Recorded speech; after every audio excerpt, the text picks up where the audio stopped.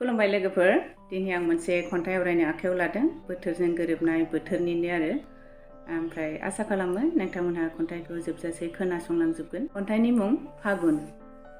फागुन, नोंनि जावलिया बारनि बारनाया आंनि गोसोखौ माब्लाबानो बिलिरलांबाय। आंनि गोसोखौ माब्लाबानो बिलिरलांबाय। मिथि मोनाखसै आं गावखौनो नोंनि गोजा गोथां गोमो गाबनि आबिरनि हायनाया आंनि मोदोमाव माब्ला नांखो, आंनि मोदोमाव माब्ला नांखो।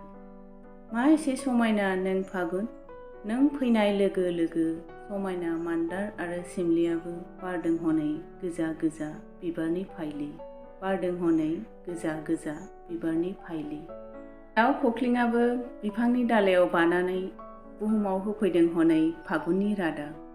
समायना फैलाव दुब्लियाव आसागि बैसागि मोनहा फुदों हनै बेसर दालि, फुदों हनै बेसर दालि। आयु फागुन, नों मा एसे समायना, आं गावखौनो गोरबोनि अनजालि बायदि, आं गावखौनो गोरबोनि अनजालि बायदि आरोबाव खनसे मोजां मोननायाव गोग्लैबाय, आरोबाव खनसे मोजां मोननायाव गोग्लैबाय। गोजोन्थों।